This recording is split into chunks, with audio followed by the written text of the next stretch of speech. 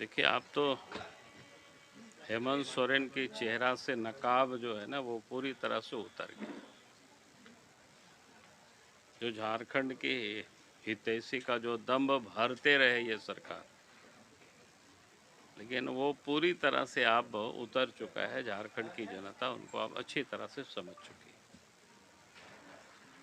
आप याद करिए, जब रघुवर दास की सरकार थी तो उन्होंने तो 2016 में 1985 को कटअप डेट जारी किया और तृतीय और चतुर्थ वर्गीय कर्मचारियों की नियुक्ति में अगले 10 वर्षों के लिए उन्होंने पूरी तरह से रिजर्व कर दिया था। लेकिन हेमंत सोरेन की सरकार आते ही उसको इन्होंने खारिज कर दिया। तो आप तो झारखंड की जनता और यहाँ के नौजवान खुद ही उस पर विचार करेंगे। भाई, झारखंड के नौजवानों के लिए, यहाँ के लोगों के हितैषी की सरकार बीजेपी की सरकार रही है कि हेमंत सोरेन की सरकार रही है, ये आप बिल्कुल स्पष्ट हो चुका है। क्योंकि आप जो सरकार बार बार जो दावा कर रही थी कि 1932 उसके लिए यात्राएं निकाल रही थी, और आप तो उनके पास कुछ भी कहने को नहीं है। अब क्लियर हो गया भी अगर उसी को उन्होंने करते कि जो रघुवर दास जी ने जो 1985 को कटअप डेट किया था और झारखंड के नौजवानों को 10 वर्षों के लिए यहाँ की सर्विस को जो रिजर्व किया था, उसको और आगे 10 वर्षों तक हेमंत सोरेन चाहते तो वो बढ़ा सकता था, लेकिन उसको पूरी तरह से समाप्त करके उस पर उन्होंने कुछ नहीं किया। तो अब झारखंड की जनता पूरी तरह से देख रही है कि झारखंड के लोगों के हितैषी कौन है और झारखंड के नौजवानों के हक को मारने वाले कौन है, वह बिल्कुल स्पष्ट हो चुका है। बाबूलाल जी, मुख्यमंत्री जी कह रहे थे कि अभी हमारे पास बहुत सारा अस्त्र है, सारे अस्त्र आप लोगों के पास ही नहीं नहीं, कह रहे कि हम लोगों कोशिश। ने तो अस्त्र कहाँ का, वो इसलिए तो कह रहे हैं ना, वो तो हर हमेशा राजनीतिक तिकड़मबाजी कर रहे थे, उसी अस्त्र की वो बात कर रहे हैं। भाई, इसमें अस्त्र की क्या जरूरत है? सीधी सीधी बात थी, झारखंड के लोगों के हितों की रक्षा करना, उसके लिए कानून बनाना, उसके लिए इनको यहाँ प्रोटेक्शन, उसके लिए विचार करती सरकार। तो ये तो राजनीतिक खेल ही वो खेल रही थी।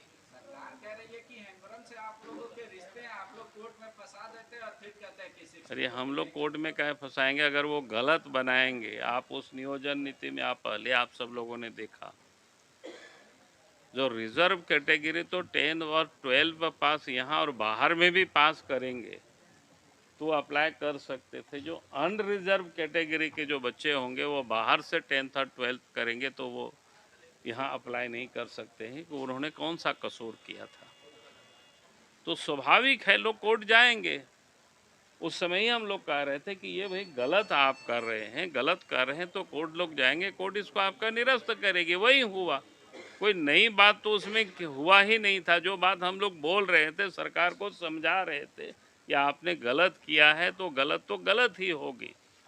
और मैं तो कहूँगा कि अभी भी आपने देखा होगा जो जिला की रोस्टर उन्होंने बनाई, क्योंकि मैं इसलिए इस बात को कहना चाहता हूँ, आप सबको ध्यान में है कि राज्य बनने के बाद क्योंकि झारखंड में आबादी की कंपोजिशन थोड़ा बदल गई, तो इसलिए आपको ध्यान में होगा जब सरकार हम चला रहे थे उस वक्त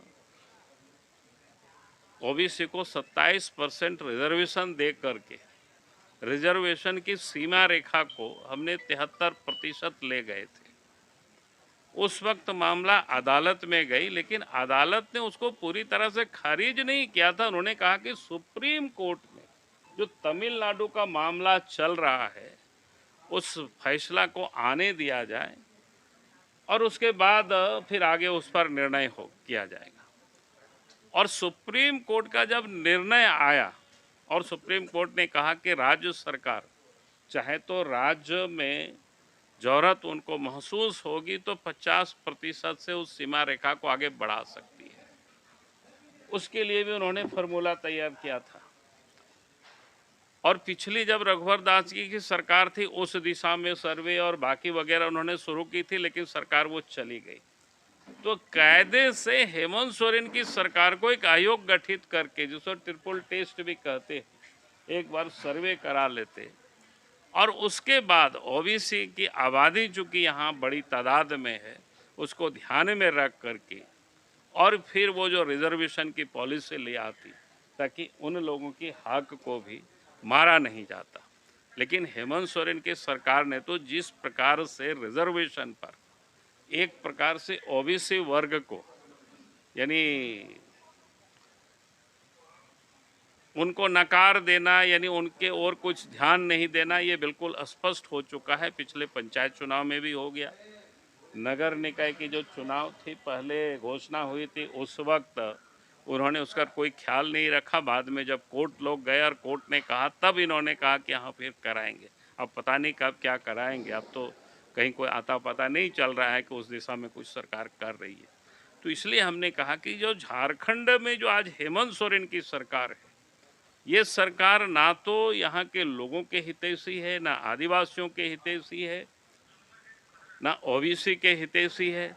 वास्तव में झारखंड की सरकार अगर हितैषी है तो दलालों के और बिचौलियों की, उन लोगों को संरक्षण में, उन लोगों के प्रोटेक्शन में ही सरकार लगी हुई है। यह स्पष्ट रूप से दिख रहा है किस प्रकार से लोगों को बचा रहे